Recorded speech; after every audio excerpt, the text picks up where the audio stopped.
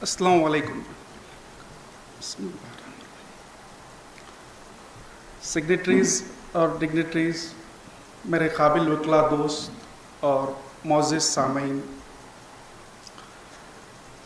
FIR जो मेरा उन्वान है उससे क़ब्ल मौजूदा जो जुडिशल सिस्टम है, जो स्ट्रक्चर है अदल व इंसाफ का, इसके बारे में मैं सिर्फ 2 मिनट में मुताला करना चाहता हूँ कि क्रिमिनल सेटअप जो है जुडिशरी का, जिसमें मेनली जो 3 एक्ट है, IPC Indian penal code, CrPC criminal procedure code और इंडियन एविडेंस एक्ट, ये तीनों क़वानीन ब्रिटिश पीरियड के हैं। आईपीसी 1860 में ड्राफ्ट की गई, जो आज तक सिर्फ इसमें 2 अमेंडमेंट हुए, वही आईपीसी आज तक चल रही है। सीआरपीसी 1898 की है, वो कुछ अमेंडमेंट्स करके आज भी जारी है वही। वैसे ही इंडियन एविडेंस एक्ट भी है। तो जुडिशियल सिस्टम जो है वो अंग्रेज़ों की देन है, सिर्फ अपन उसको फॉलो करते आ रहे हैं। और उसके ऊपर जो इम्पैक्ट है जुडिशियल सिस्टम पे, वो मुग़ल इरा का, मुग़ल पीरियड का ज़्यादा है। और ये जो मुग़ल इस्लामिक कल्चर का या अदल इंसाफ का इम्प्रेशन जो जुडिशियल सिस्टम पे है, इसके बारे में लॉ कमीशन जो ब्रिटिश पीरियड में क़ायम हुआ था, बाद में भी क़ायम होते रहे, तो लॉर्ड मैक्यूली ने अपने ऑटोबायोग्राफी में खुद कबूल किया है कि I was very much impressed with the judicial Islamic judicial system. तो आज जो कुछ भी अपने सामने है वो उसका तोड़ मरोड़ के क्यों ना हो, लेकिन उसका बेसिक कंसेप्ट इस्लामिक है। अब ये मेरे उन्वान को लेके आगे बढ़ता हूँ। जो फरियाद है, एफआईआर है, ये सेक्शन 154(1) के तहत first information report, it's first information regarding commission of a cognizable offence. ये पहली बुनियादी खबर है कमीशन की ऑफेंस होने की, कॉग्निजेबल ऑफेंस होने की। अभी आप थोड़ा कंफ्यूज होंगे कि कॉग्निजेबल ऑफेंस कौन सा है, नॉन कॉग्निजेबल ऑफेंस कौन सा। जिस ऑफेंस के अंदर पुलिस ऑफिसर्स को अरेस्ट करने के लिए वारंट की ज़रूरत नहीं होती, वो सारे ऑफेंसेस कॉग्निजेबल ऑफेंस है। और जिस क्राइम में, जिस केस में पुलिस ऑफिसर को अरेस्ट करने के लिए आदमी को वारंट की ज़रूरत पड़ती है, वो नॉन कॉग्निजेबल। सिंपल है, कोई इसके अंदर कोई प्रॉब्लम नहीं। आप इंशाल्लाह इसके बाद भी जब अपने प्रोग्राम्स होते रहेंगे, आप थोड़ा थोड़ा होते होते 50% लॉयर तो बन जाएंगे, इसमें कोई शक नहीं इंशाल्लाह। तो जब भी क्राइम होता है तो सबसे पहले कोई चीज़ अगर होती है तो क्राइम रजिस्टर्ड होता है, एफआईआर फटता है। उसके बाद उस मुलजिम को, उस आरोपी को, उस एक्यूज्ड को मजिस्ट्रेट के सामने प्रोड्यूस किया जाता है विद इन 24 आवर्स। ये करना मैंडेटरी है, कंपलसरी है, मस्ट है। 24 घंटे के अंदर उसको मजिस्ट्रेट के सामने प्रोड्यूस करना। अगर केस उसका वीक है, ज़मानत हो सकती है, ज़मानत मिल जाएंगी। ज़मानत नहीं मिली तो एक तो पीसीआर होगा या एमसीआर। पीसीआर यानी पुलिस कस्टडी रिमांड, तहकीकात के लिए। अगर ऑफेंस ज़्यादा संगीन है, सीरियस है, उस सूरत में कुछ रिकवरी करने के लिए, तहकीकात के लिए पुलिस पीसीआर क्लेम करती है, जो आम तौर पर संगीन गुनाहों में ग्रांट हो जाता है। अगर पीसीआर ग्रांट ना हुआ, कुछ रिकवरी नहीं है, ज़्यादा तहकीकात नहीं है, उस सूरत में उसको एमसीआर किया जाता है, कस्टडी रिमांड, सीधा उसको जेल भेज देते। कि आगे चल के या नहीं होंगे, अंडर ट्रायल चलेगा, ट्रायल होंगी, कन्विक्शन होगा या फिर वो एक्विटल हो जाएगा उसका। लेकिन ये सारे चीज़ें जो है शुरू होते हैं एफआईआर से, first information report, section 154(1) of CrPC, 154 clause 1 के तहत।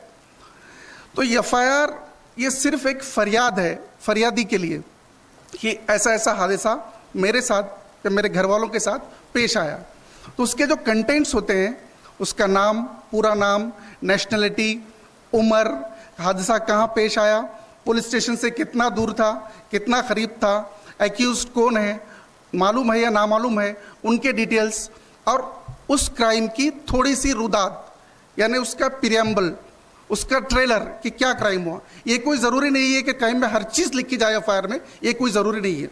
और जहाँ तक नॉन कॉग्निजेबल ऑफेंस का सवाल है, पुलिस ऑफिसर्स की ये ड्यूटी है कि वो आपकी फरियाद ज़रूर एफआईआर उसको दर्ज करे और रजिस्टर करे। लेकिन उमूमन ये देखा नहीं गया, देखने में यह आता है कि जो पैसे वाला है, इन्फ्लुएंशियल पर्सन है, जिसकी न्यूसेंस वैल्यू ज़्यादा है, पॉलिटिकली अच्छी पोस्ट पे है, ऐसे ही लोगों की पुलिस आराम से लेती है। कोई गरीब गुरबा आदमी अगर जाए तो जैसे कि आप जानते हैं विटामिन आर की शदीद ज़रूरत है, वो लेते ही लेते हैं। अगर नहीं दे सके तो यकीनन आपकी तकरार, आपकी कंप्लेंट, आपका एफआईआर लॉन्च नहीं करते, कानाकानी करते।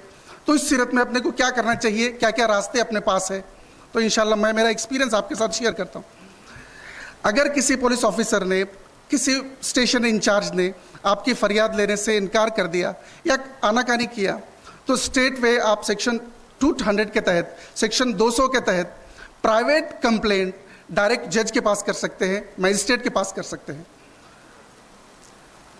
मजिस्ट्रेट उसके ऊपर सिर्फ 2 हुर्फ का ऑर्डर करते हैं, इशू प्रोसेस। अगर इशू प्रोसेस होगा तो ये पुलिस ऑफिसर्स के लिए, ऑफिसर इंचार्ज के लिए लाजमी हो गया कि वो क्राइम रजिस्टर्ड करे। तो जब भी आप, अब मैं तो पठान हूँ, पठाना अक्सर कभी फरियादी नहीं होते, आरोपी ज़्यादा रहते, लेकिन फरियाद जब भी लिखाते हैं अपन ये चाहेंगे कि ज़्यादा से ज़्यादा अच्छी केस बने, सॉलिड केस बने, सामने वाले को छूटने के मौका न मिले। तो उसके लिए क्या करना चाहिए? तो सबसे पहली बात यह है कि एफआईआर लॉन्च कराने में, रिपोर्ट लॉन्च कराने में ताख़ीर नहीं होनी चाहिए। जितनी ज़्यादा ताख़ीर होंगी उसका फ़ायदा जिसके खिलाफ अपन कंप्लेन कर रहे हैं उसको पहुंचता है। जहां डिले ज़्यादा हुई, अगर खुदा न खास्ता डिले हो भी रहा है तो डिले प्रॉपरली एक्सप्लेन करने की जिम्मेदारी कंप्लेनेंट की होती है, प्रोसिक्यूशन की होती है। अक्सर और बेशतर केसेस के अंदर जहां डिले होता है वो प्रॉपरली एक्सप्लेन नहीं किया जाता, तो उसका बेनिफिट उस एक्यूज्ड को मिलता है।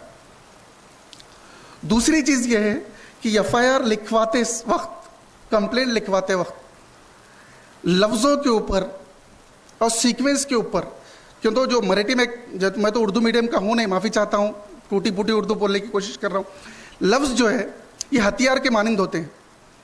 तो ये बात 100% फिट होती है ये एफआईआर के मामले में। जब एफआईआर में जो लफ्ज़ आप डाल रहे हैं वो बिल्कुल हथियार का काम करता। अब मसलन एक मिसाल के तौर पे 498 जो है, लड़कियों पे जो जुल्म ज़्यादती होती, एक एग्जांपल दे रहा हूँ मैं आपको। उसके अंदर भाई पैसे की डिमांड करे, इतने इतने लाख, ये तारीख को मंगे, चोटी पकड़ के मारे, बाल पकड़ के मारे। सिंपली कौन से सेक्शन अट्रैक्ट होते? 498A, 323 लगेगा ज़्यादा से ज़्यादा।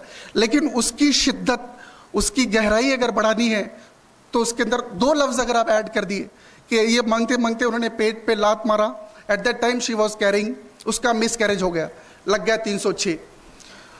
एक एक सेंटेंस, एक एक अल्फाज एफआईआर का आपके गुनाह की संगीनियत को बढ़ाता है, सीरियसनेस को बढ़ाता है। तो ये बात आप बिल्कुल दिमाग में रखिए। जब भी कंप्लेंट कराने जाओगे तो एक तो जो भी ऑफेंस है उसकी तकरार, उसकी फरियाद, एफआईआर जल्दी फाड़िए। दूसरी, लिखाते वक्त सही तरीके से लिखा है कि सामने वाले के लिए कोई चांस न रहे कि भैया उसका फ़ायदा उठाते हुए उसके लूप होल्स का वो निकल जाए। ये 2 चीज़ें अहम। इसके बाद अगर अपन आरोपी है, अपने खिलाफ कंप्लेंट है, तो जनरली ये देखा गया है कि आम नज़रिया ये है कि एक बार एफआईआर फट गया तो केस शुरू हो जाती। और ये बुनियादी बात है कि एफआईआर जब फट जाता है, केस जब रजिस्टर हो जाता है, तो ये संगे बुनियाद हो गई केस की, और जब तक कोर्ट के स्टेप नहीं चढ़ेंगे केस ख़त्म नहीं हो सकता। एक कुछ हद तक ये आम लोगों की जो लॉ से वाकिफ़ नहीं है वो लोगों का नज़रिया भी है, लेकिन उसके अंदर काफ़ी कुछ रास्ते हैं। अगर आपके ख़िलाफ़ कोई बंदा झूठा केस करता है, बेबुनियाद केस करता है, आपको हरैश करने के लिए, तकलीफ़ देने के लिए, तो उसके लिए, उसको ख़त्म करने के लिए आपके पास कई रास्ते हैं। लेकिन नुमाया रास्ते जो मेजर जो है वो 3 हैं, जो मैं आपको इन शॉर्ट बोल देता हूँ। सबसे पहला तो ये है कि आपके ख़िलाफ़ कोई अगर झूठी केस हो रही है, और उमूमन 50% या 60% केसेस झूठे ही रहते हैं, उसके तहत आप डायरेक्ट हाई कोर्ट आ सकते हैं बेल वगैरह होने के बाद। सेक्शन 482 ऑफ CRPC, ये हाई कोर्ट का इनहरेंट पावर है जिसके तहत हाई कोर्ट आपका एफआईआर प्रोसीडिंग क्वैश कर सकता है। 482 सेक्शन के तहत क्वैशमेंट के लिए अब आप हाई कोर्ट आ रहे हैं, तो हाई कोर्ट को कन्विंस करने के लिए सिर्फ 3 में से एक चीज़ सफिशिएंट है, सिर्फ एक चीज़। वो 3 चीज़ें ये है कि भाई मेरे खिलाफ इस कंप्लेन के हिसाब से कोई भी एविडेंस नहीं है, कोई सबूत नहीं है। पहली बात, हाई कोर्ट देखेगा कि बाबा इसके खिलाफ कोई एविडेंस नहीं है। अगर कोर्ट कन्विंस हुआ, आपके खिलाफ का केस क्वैश हो सकता है या फायर ख़त्म हो सकता है केस। दूसरी कंडीशन ये है कि जहां सिविल रेमेडी अवेलेबल है, सिविल रेमेडी अवेल करने के बजाय अगर कोई क्रिमिनल केस कर रहा है, उस सूरत में भी हाई कोर्ट आपका एफआईआर, आपके खिलाफ की प्रोसीडिंग क्वैश कर देता है। और तीसरी बात, अगर आप गवर्नमेंट सर्वेंट है और व्हाटएवर अभी कुछ कमिट किया आपने इन योर ऑफिशियल कैपेसिटी, और ऑफिशियल कैपेसिटी पे आपसे कोई गलती हो चुकी है और उसके अंदर जो अपॉइंटिंग अथॉरिटी है उसका सैंक्शन नहीं लिया है प्रोसिक्यूट करने के लिए, उस सूरत में भी आपके ऊपर का एलिगेशंस, आपके ऊपर का एफआईआर क्वैश हो सकता। ये 3 चीज़ें हैं। लेकिन रिसेंटली जो सुप्रीम कोर्ट का वर्डिक्ट आया है क्वैशमेंट के बारे में, वो ये है कि आपके खिलाफ सबूत है, लेकिन सबूत इतने कमज़ोर है, इतने वीक है कि आपको वो सज़ा दिलाने में नाकाम रहेंगे। उस सूरत में भी हाई कोर्ट आपके अगेंस्ट जो प्रोसीडिंग है उसको क्वैश कर देता। तो जब भी आप मुलजिम बनेंगे, अल्लाह ना करे कि कभी आपको ये टाइम आए, लेकिन जब भी बनेंगे तो ये फर्स्ट रेमेडी आपकी है 482 की। तो आप खुद चेक कर लीजिए कि आप उस रेमेडी में बैठ सकते हैं क्या, अपने खिलाफ एविडेंस है क्या, है कम है तो भी क्वैश हो सकता। ये फर्स्ट रेमेडी है हाई कोर्ट की 482 की, या फायर क्वैश कराने की। सेकेंड रेमेडी है आपकी, रिपोर्ट है पुलिस की 169 की, कि जब आपके खिलाफ सबूत ना हो तो पुलिस खुद एक रिपोर्ट देती है कोर्ट पे कि भाई ये बंदे के खिलाफ इतने पुख्ता सबूत नहीं है कि इनको प्रोसिक्यूट किया जाए, इनके खिलाफ केस चलाई जाए। उस सूरत में भी केस एफआईआर क्वैश हो जाता, केस आपका ख़त्म हो जाता। जब हाई कोर्ट में भी आपका काम नहीं बना या किसी वजह से पुलिस ने 169 नहीं करी, क्यों तो जनरली आमतौर पे पुलिस मुसलमानों की हमदर्द ख़तई नहीं है, तो 169 का सवाल ही नहीं उठता।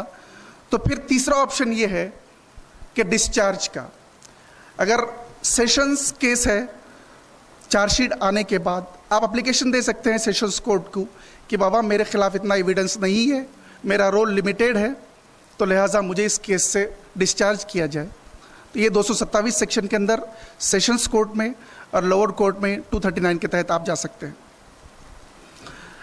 तो दोस्तों, इसके अलावा मैं जैसा आपको बताया कि एफआईआर जो बुनियादी डॉक्यूमेंट है, ये एविडेंस कतई नहीं है, सिंपली इट्स अ ट्रेलर। अब बहुत सारे उसके अंदर रूलिंग है और जो इन्फॉर्मेशन देता है उसका साइन लेना ज़रूरी है, जैसा कि मैं स्टार्ट में बताया। तो उम्मीद करता हूँ कि जब भी आपको ज़रूरत पड़ेगी, इंशाल्लाह आने वाले मुखर्रिरीन जो है वो डिटेल बताएंगे कि भाई आगे के प्रोसीजर क्या है। इंशाल्लाह आगे की नशिस्त में इसके बारे में और तफसील से बात करूँ। अस्सलाम वालेकुम।